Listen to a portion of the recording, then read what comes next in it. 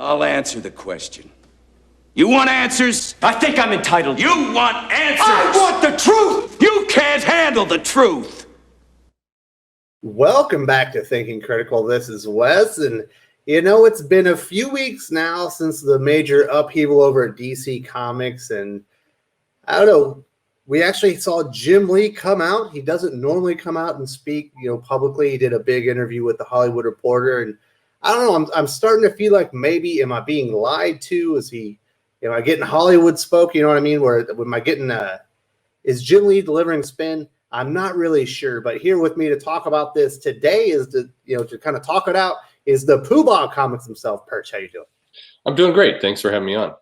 Well, I'm glad you could make it to kind of talk about this. And before we get to that, if you're visiting the channel and you haven't subscribed, definitely now is the time to subscribe to Thinking Critical YouTube. Hit the bell for notifications. Give us a thumbs up if you enjoyed this conversation. Give us a thumbs down if you don't. Either way, we would love to hear what you have to say in the comments section. Also, there is a link to Perch's YouTube channel in the video description, and you'll be able to subscribe later in the channel or later in the video. All right, Perch. So, like I said, Jim Lee came out and he was spending we had to cut out the bottom 25% for sales. We want more bang for our buck as far as sales and money per issues that we released. It kind of felt like it was all about money. Obviously, Batman was going to kind of become a big factor. Mm-hmm. I don't know. I'm starting to feel like it's Hollywood might be playing a bigger part in this. We've seen some of the new creative teams that are announced. Obviously, John Ridley's The Other History of the DC Universe, his upcoming Batman series. John Ridley, of course, has written a few comic runs in his time, specifically with Wildstorm or in the Wildstorm universe, but never an enormous seller as far as comic books. And then we get the word out about the Milestone relaunch. They don't really go with any of the original creators that were associated with Milestone. They're going with Reggie Hudlin, also known as a Hollywood director, producer. Yes, he did do a rather lackluster run on Black Panther, but it's not exactly like that one sold gangbusters either. It feels like they're trying to bring in Hollywood types to maybe ease the transition over to movies or TV or something. Yeah, I think there is some of that. I think that from a corporate strategy, Warner Media is going to be looking at this and saying, hey, we do want you tapping some of the creators, whether they're artistic, whether they're writers, in other parts of our business unit. I think it's an opportunity for kind of Warner Media as a whole to say, look, we've got a project that you want to come in and do. Would you like to write a comic as well? You can write a couple issues of that. It's a good way to cross promote, get your name out. I mean, this is all about kind of brand alignment and synergy. And I do think you're going to see more of that. And I think I would be shocked if you didn't see more of it over at Marvel as well within the next year. But I think where DC is concerned, we've heard, we're going to make everything move closer together. And this is one aspect of it. It's creators and writers and directors and so on that align. And it's definitely in our future. It's definitely what we're going to be seeing. Obviously, there are people with Hollywood backgrounds that have come over and dabbled in comics. Just recently, J.J. Abrams, one of the biggest producers in all of Hollywood, and his son went over and did a Spider-Man line. Mm-hmm. But that, after reading that, I'm quite convinced that Spider-Man will never see the animated big screen or anything because it, quite frankly, wasn't that good. Yeah, no, and I think what you will see over at DC if they go down this path is a little bit more, I guess, confidence in the project. So what I mean by that is if you're going to bring a creator in who's going to do something for the comic book, there is a strong likelihood they have already thought through how it's going to make its way to animation or to movies, that there's a little bit more confidence going into the plan, to the project itself. And I think that that they won't all work out that way, but I think the bets will be a little bit more secure in that sense. Now, that doesn't mean they're going to be good. So keep in mind, those are two different things. I think they're going to be a little bit, Marvel, you bring up the J.J. Abrams and Son book. I mean, they tossed that thing out with a lot of fanfare, but before issue 1 had even really finished hitting the shelves and before issue 2, Marvel had moved on. They weren't promoting it anymore. It was just kind of gone from their market. And I think where DC is concerned, because they are trying to align all these things, you're going to see that marketing be consistent. You're going to see them kind of follow through with it. But at the same time, I think a lot of these projects will feel awkward and forced. They'll feel like a Hollywood person who has really no sense of comics coming in to write a story that's going to have brand synergy with a movie. and it won't feel right to a lot of comic fans. It'll be weird. Yeah, I mean, you look at Marvel always does a comic book tie-in to all their MCU projects and stuff, and they always suck. No one ever buys them because no one has any interest in it anymore because they've been burned too many times.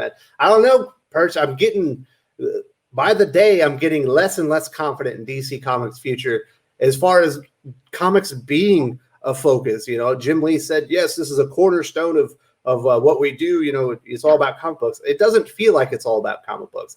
It feels like comic books are just another thing that they do because they are DC Comics, and it's a way to maybe get some interest or test out a storyline. But you know, yeah, I think it would be part of the portfolio. I mean, people describe this topic in a lot of different ways. I think people hear this news and say, okay, this is the end of DC Comics. There won't be any DC Comics anymore. I don't believe that for a second. However, if the comment is, hey, this is going to spell the end of a lot of independent creations, it's going to mean that the comics are going to have to closely align with the movies, and they're really going to serve the movies and be feeders. Yeah, I can get on board with that. I think that is quite likely what's going to happen. I think that we're talking about a giant media conglomerate that's going to try and pull these things together, and movies are going to run the show, and games are going to be very high profile, and then probably TV under that, and streaming efforts under that, comics under that. Now that sucks, but in many ways, comics has been there for a long time. It's not like this is a new position for itself. It's just that it's more kind of in your face when they're doing all this kind of brand alignment and brand synergy, and you're just seeing all the love and attention go to the other properties. And I definitely think that's going to be true. We will see more comics. DC is not going to stop printing comics, but I think the days of kind of super exciting kind of one-off projects are probably numbered. I don't know. I hate to say this, Perch. I'm going to say it, but I don't want to say it. So obviously, I was not happy with a lot of the things that Dan DiDio was doing while he was essentially in charge at DC Comics. But I would rather have Dan DiDio in charge of DC Comics than some corporate yes man, which is I'm starting to feel like that's who Jim Lee is. Yeah, I mean, I think Jim Lee is. I mean, who knows what's in his head? But I mean, if you think about it, if he's a guy who manages a portfolio, he's always kind of been that guy. I know he's an artist and he's well beloved from an era and everything else, but he also is somebody who manages a portfolio business, and his time doing that in the '90s and the early 2000s were rocky, and so. I mean, if you're laying a kind of a package in front of him saying, hey, here's a new salary, a new title, your job is to be evangelist and take these properties. And by the way, let's get you on the jet out to the movie and all the rest. I mean, yeah, it's probably a pretty nice gig, but it's not a strictly comic gig. And I think what we haven't seen yet is who's the replacement that's coming in for editor-in-chief for Bob Harras or some of these other executives. That's really somebody who loves comics. We have some names in there, but who's the person who's really going to be the champion for comics managing that realm? Or is DC just going to try and operate without one? Which maybe so. Well, they're apparently they're going to have two editor-in-chiefs. Well, I guess the general manager is going to be the other part of the co-publisher, kind of take the Dan DiDio role, like the operational role over from Jim Lee. Speaking of Bob Harras, in the meantime, he said, screw you're working on the job for another 60 to 90 days before I exit. I'll take my severance package and I'll be going home. Yeah. I think that makes me think it's a bad sign. He's probably like, do you think it was just sour grapes, or he's like, this is not worth my time?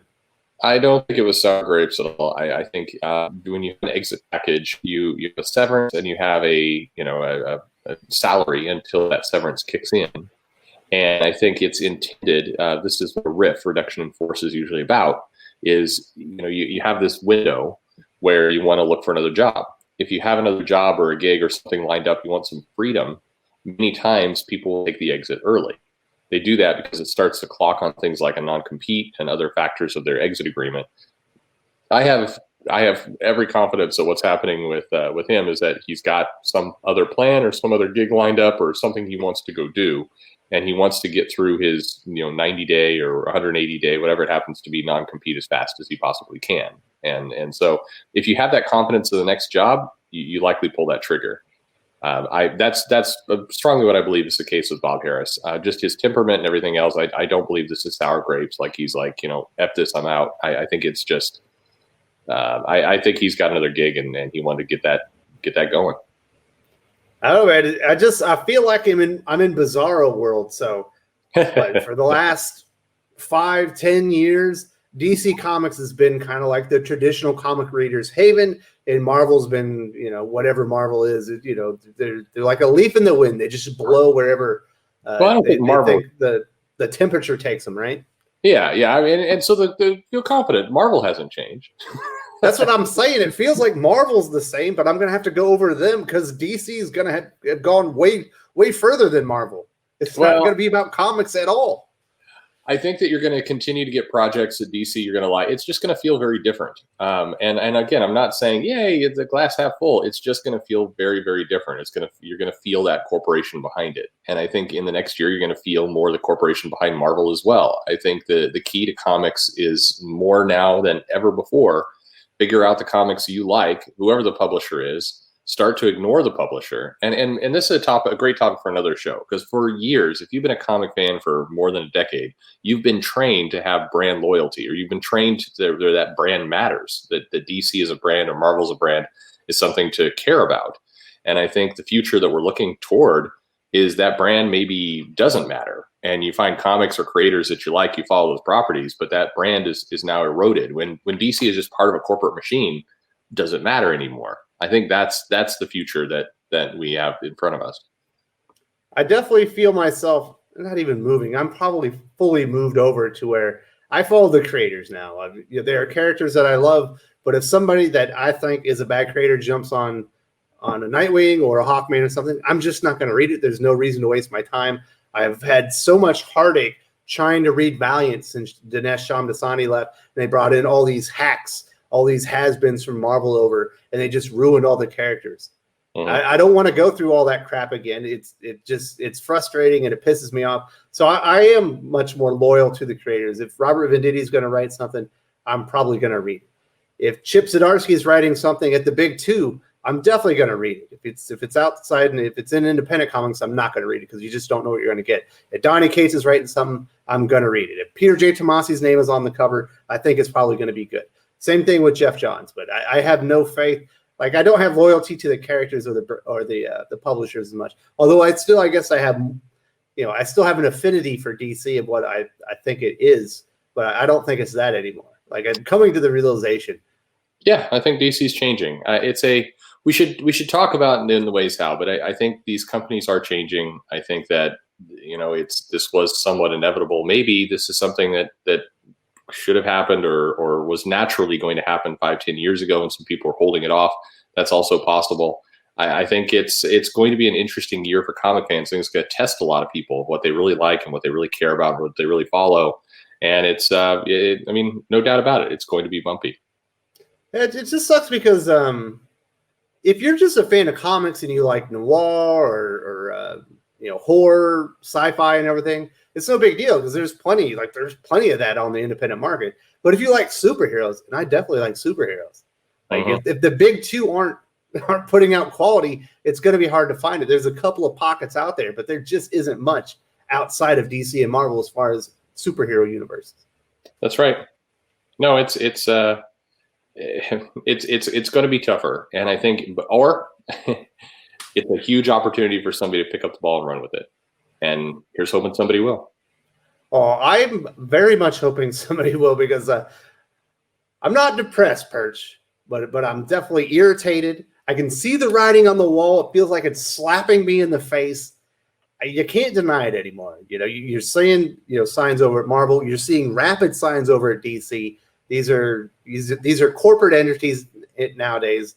They don't really care about the fans so much. It's all about brand synergy and is this supporting the next big franchise movie and crap like that. Mm-hmm. I don't want to read that. I want to read Hawkman. I want to read something cool like that. I want to read something like this Three Jokers. Although I could see that, possibly being made into a movie. But this run on Daredevil's been amazing. That's the kind of stuff I want. I don't want the big crap that's just tailor-made and you can see is just being regurgitated out just because it has a hook that might work for a movie. Look, I agree with you. I think like I said, this is going to test us as fans. It's the importance is finding things that we really love and sticking to them. But it's the world has changed. I mean, I don't want to, the people in your comments saying being overly positive. It's not that. It's just, it's more important than ever to find the things you love and follow them.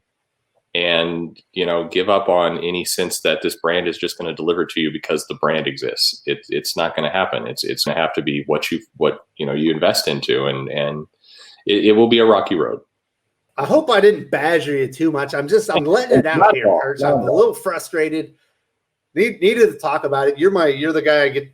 Unfortunately, you're on the receiving end here today. Obviously, I'm here. I appreciate you coming on, and I definitely share your frustration. I definitely share it. I think it's ugly, and in many cases, DC's letting us watch how the sausage gets made, and that's unnerving to say the least. Yeah, it's not a pleasant experience, but all right. Well, we're kind of up on the time. I know you got some stuff to do today. I do appreciate you coming by, talking about this quick, and I'm sure we'll look into this and explore it much more from different perspectives and angles here in the days and weeks ahead. Absolutely. Thanks a lot for having me on. And also, if you haven't subscribed to Perch's channel, here in a few seconds, you'll have an opportunity to hit an icon with Comics by Perch on it. You go over there and subscribe. You'll definitely enjoy it. The guy's got the best comic book comic book content on YouTube, bar none. Thank you very much. If you enjoyed this video, please give it a like. I would appreciate it very much. It helps us attract more views for the channel. Subscribe for future commentary, comic book news, and reviews. And don't forget to ring the bell for notifications. If you want to talk comics, movies, and much, much more, you can follow me on Twitter at Wes_from_TC. With that, Salamat Po, and I'm out.